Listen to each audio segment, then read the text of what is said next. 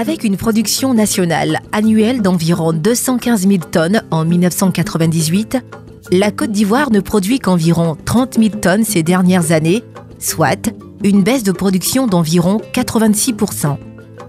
Autrefois cultivée dans les régions du Sud Comoé, Bonoa, Adiaké, des Grands Ponts, Dabou et de l'Agnébi-Tiassa, Tiassalé, l'ananas faisait les beaux jours des populations locales à travers la production et la commercialisation de la variété Cayenne lisse.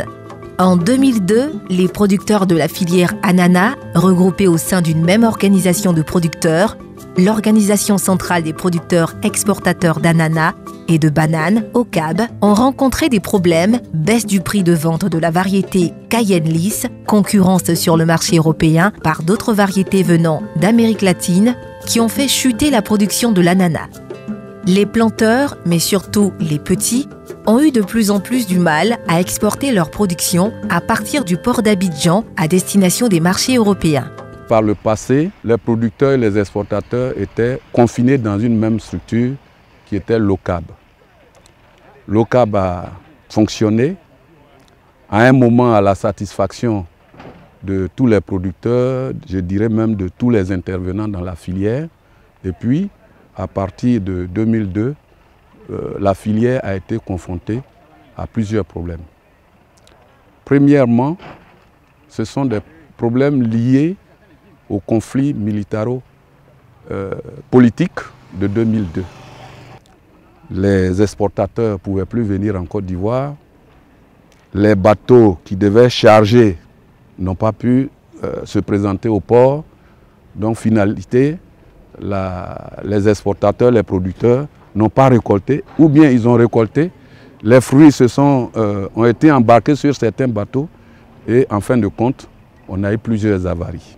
Chose encore plus grave, c'est que la Côte d'Ivoire était connue sur le marché d'Europe pour une variété qui s'appelle le Cayenne lisse, qui était cette variété qui était prisée avec son parfum, avec ses qualités diététiques.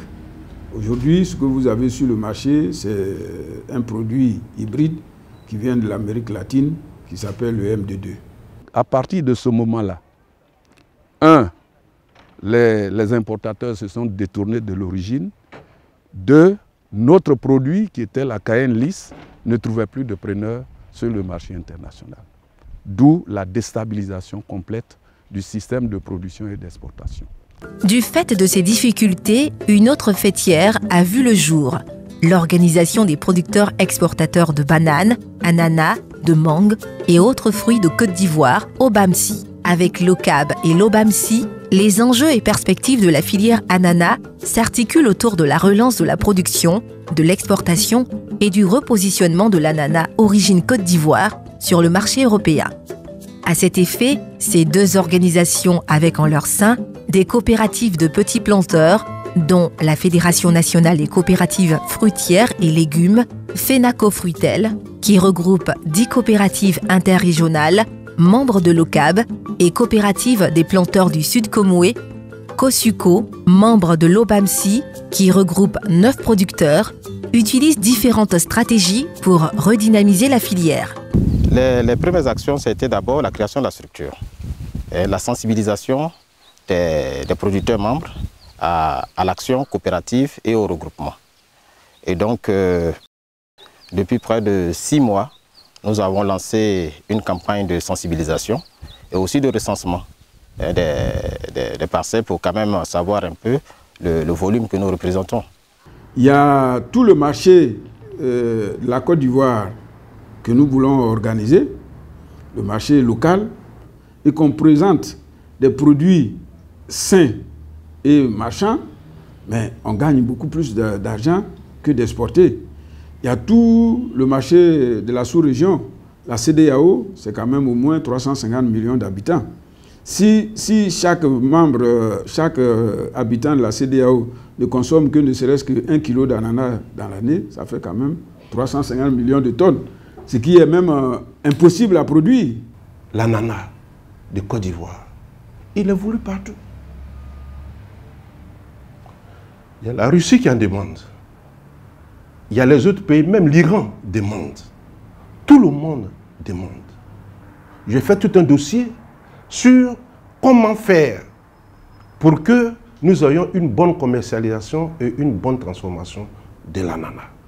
Tout est là. Il suffit d'aller piocher. Nous voulons, disons, faire une autre politique. Et la politique, c'est quoi? C'est créer des blocs culturaux où nous allons, disons, installer des planteurs qui seront suivis sur le plan technique, c'est-à-dire leur faire passer les bonnes pratiques agricoles, sur le plan organisationnel, c'est-à-dire les amener à se retrouver dans une structure telle qu'une coopérative ou bien une SARL, et ils seront encadrés également sur le plan commercial en leur fixant un prix d'achat accepté par les deux parties. Aujourd'hui, il y a beaucoup de planteurs et je sais qu'il en aura encore davantage. Donc il faudrait qu'on crée des champs écoles. Tous ceux qui seront intéressés par l'ananas doivent passer par cette école pour ne pas que les gens fassent du n'importe quoi. Parce que l'ananas, une fois que vous ne respectez pas son itinéraire technique, il devient autre chose. Nous pouvons donc dire que la relance de la filière ananas, relative avec la variété hybride appelée Golden Sweet ou MD2, a effectivement démarré. Ainsi, les perspectives de production de l'ananas de la zone de Bonois sont bonnes. Nous avons quelques stratégies. D'abord, c'est de travailler en régie avec les planteurs. C'est-à-dire travailler sur des blocs communs. Et de deux, notre superficie de 42 hectares, il faut le doubler à 90. Donc l'année 2018, nous avons une projection de 90 hectares à planter. Et 2019, la projection, c'est d'atteindre les 90 multipliés par 1,5, c'est-à-dire autour de 130 à 150 hectares. Et dans le moyen terme, c'est-à-dire d'ici 2 à 3 ans, il faut que nous atteignions les 10 000 tonnes, 10 000 tonnes an. Les efforts qui ont été accomplis sur place sont tellement honorables que tous ceux qui ont visité, les 50 hectares qui ont été réalisés par les petits planteurs, vraiment nous comblent de fierté.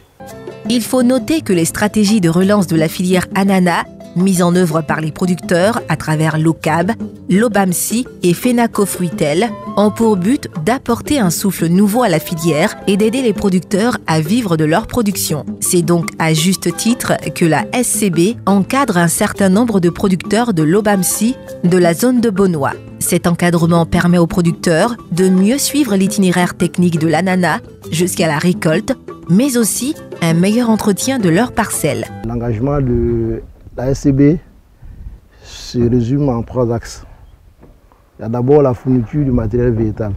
Il faut dire que autrefois, la filière était basée sur la KN list. Et il y a une reconversion variétale depuis lors. Et les planteurs ne disposant pas de la nouvelle variété, le MD2, la SCB s'est sentie dans l'obligation de leur fournir ce matériel végétal. Donc, le deuxième axe, c'est la fourniture. La culture d'ananas est très exigeante en matière d'intrants. Et souvent, les planteurs ils ont des difficultés pour pouvoir s'approvisionner en intrants. Donc, la SCB a décidé de leur fournir les intrants et de bâtir donc un itinéraire technique fort de son expérience dans la culture de l'ananas quand même. On suit tout le cycle de l'ananas jusqu'à la récolte, depuis la préparation des sols jusqu'au planting, jusqu'au traitement d'industrie florale et à la récolte. Les efforts entrepris par les différentes organisations OCAB, OBAMSI, Fenaco Fruitel, de la filière ananas garantissent que notre pays est capable d'augmenter sa production d'ici 2021. Soulignons que le Golden Sweet ou le MD2, variété de l'ananas cultivé en Côte d'Ivoire, est en passe de se repositionner sur les marchés internationaux. Les perspectives de cette variété d'ananas sont bonnes, mais il va sans dire que certaines difficultés sont présentes pour les producteurs. Elles s'articulent autour de l'indisponibilité des rejets en quantité suffisante, le manque de machines agricoles, le sol favorable à l'émergence des maladies cryptogamiques. À cela s'ajoute le coût excessif de production de l'ananas à l'hectare, s'élevant à plus de 5 millions de francs CFA. On demande à l'État de nous aider. On a commencé, entre nous on s'entraide. Voilà, on a créé un parc de régés. Il faut mettre l'engrais, il faut l'entretenir. Mais ces engrais-là coûtent cher. Toujours dans la perspective de relance de la filière ananas, les coopératives membres de la FENACO Fruitel, de l'OCAB et de l'OBAMSI lancent un appel à l'État de Côte d'Ivoire afin d'apporter une aide aux producteurs d'ananas pour qu'ils puissent redonner à l'ananas son importance au sein des filières d'exportation de Côte d'Ivoire. Je demande vraiment à l'État de nous soutenir, de nous apporter les appuis, parce que c'est une spéculation qui fait partie aussi, je dirais, de la diversification des cultures. Notre cri de cœur, c'est de demander à l'État de nous aider. Non pas de nous donner de l'argent, mais de nous garantir auprès des institutions bancaires pour qu'on nous prête de l'argent. Il y a des productions qui ont fait l'objet, disons, de restructuration. Je n'en citerai pas, mais pourquoi l'ananas qui a fait la fierté de la Côte d'Ivoire ne mériterait pas aussi ce même sort? La filière, dans les années passées, a bénéficié d'un fonds dit 7e FED pour apporter les intrants et tout. Aujourd'hui, il y a un solde. L'État peut débloquer cet argent et puis le réinjecter dans la production pour que les producteurs puissent avoir cette force financière et donc financer directement leurs exploitations. L'État peut nous aider également à voir tous les fabricants de produits phytosanitaires pour amoindrir le coût, pour que chaque Ivoirien, chaque planteur d'ananas puisse s'en sortir. Dans le monde entier, c'est le seul produit qui a une couronne. Donc c'est un produit royal. C'est un produit à ne pas négliger.